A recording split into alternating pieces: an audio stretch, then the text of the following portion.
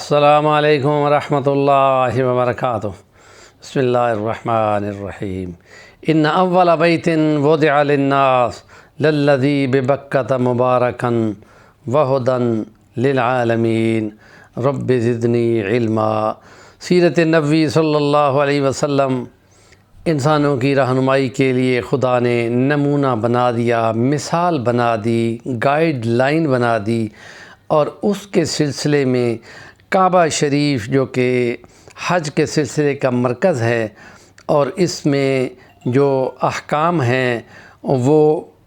ایک اور تناظر میں آج ہم لینے کی کوشش کر رہے ہیں کہ جیسے آل سعود نے سعودی عرب میں 1925 میں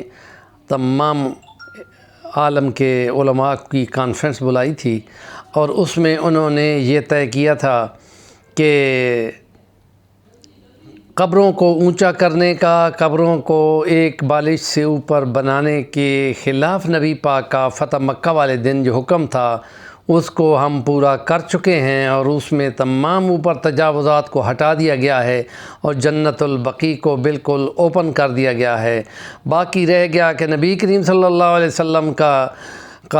حجرہ مبارک اور اس کے اوپر روضہ مبارک اور قبہ بنا ہوا ہے، تو اس سلسلے میں اس بارے میں علماء کیا کہتے ہیں، اور تمام دنیا کے ممالک سے علماء کو دعوت دی گئی تھی، وہ کانفرنس تھی، اور اس سلسلے میں کیا ہندوستان کہیں، اس وقت متحدہ ہندوستان تھا، ہندوستان سے مولانا شبیر احمد عثمانی رحمۃ اللہ علیہ وہ تشریف لے گئے تھے، اور پھر انہوں نے آل سعود کو یہ عبداللہ بن عبدالعزیز بن سعود کو یہ دلائل دیے کہ کتاب بخاری شریف میں کتاب العلم حدیث نمبر 158 میں ہے کہ نبی پاک صلی اللہ علیہ وسلم فرماتے ہیں، اے عائشہ، قبائل عرب نئے نئے مسلمان ہوئے ہیں اور جہالت سے نکلے ہیں، اور اس حساب میں ان کے اندر عصبیت بھی زیادہ ہوگی۔ میرا دل یہ کہہ رہا تھا کہ کعبہ کو میں اس کی اصل بنیادوں پر کھڑا کرتا،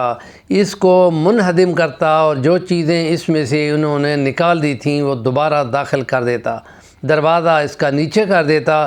اور جو آتے اور اس سے نکلتے تو ایک دروازہ دوسرا بھی لگنا تھا وہ انہوں نے نکال دیا تھا، لیکن مجھے ان سے انتشار کا خطرہ ہے، لہٰذا میں اس کو اسی طرح رہنے دیتا ہوں۔ اور یہ جواز بنا کر انہوں نے علماء عرب کے سامنے یہ تجویز رکھی کہ اس معاملے میں کہ نبی پاک صلی اللہ علیہ وسلم کا حجرہ مبارک عائشہ کا، اور پھر آپ کے اوپر ترکوں نے جو سبز رنگ کا گنبد بنا دیا تھا، اب اس کو چھیڑنے کی صورت میں قبائل عرب کی طرح مختلف ممالک اسلامیہ میں حب نبی کریم صلی اللہ علیہ وسلم کے سلسلے میں کہیں انتشار نہ پڑ جائے، لہٰذا اس حکم کو بھی آپ اسی طرح رہنے دیں جیسا یہ چل رہا ہے۔ اور یہ مصلحت کے تحت نبی پاک نے کعبہ کو نہیں چھیڑا تھا، اور آپ روضہ رسول کو نہ چھیڑیں، اور اس پر کسی بھی عالم نے جو عربوں میں سے ہوں ایک لفظ بھی نہیں بولا اور خاموش رہے، اور اسی بات کو ان کے مدلل دلائل نے ان سب کو ساکت کر دیا اور جامد کر دیا، اور یہ حکمت و دانائی کے ذریعے سے کیے جانے والے فیصلوں سے امت جو ہے کسی انتشار کا شکار ہونے سے واضح طور پہ بچ گئی۔ اور یہ جو قرآن و حدیث میں بندہ پڑھتا ہے کہ اللہ نے فرمایا قرآن میں اور نبی پاک نے فرمایا حدیث میں، اللہ اور اس کا رسول اطاعت ان دونوں کی، وہ اسی طرح ہے کہ عربوں کے نبی پاک نے عربوں کو پریشان ہونے سے بچایا اور کعبہ شریف کو دوبارہ نہیں بنایا، اسی طرح رہنے دیا۔ بعد میں یہ ضرور ہے کہ بنو امیہ میں اور کچھ اور قبائل کے سرداروں نے کعبہ کو گرا کر دوبارہ بنانے کی مختلف کوششیں کی گئیں، تزئین و آرائش کی گئی،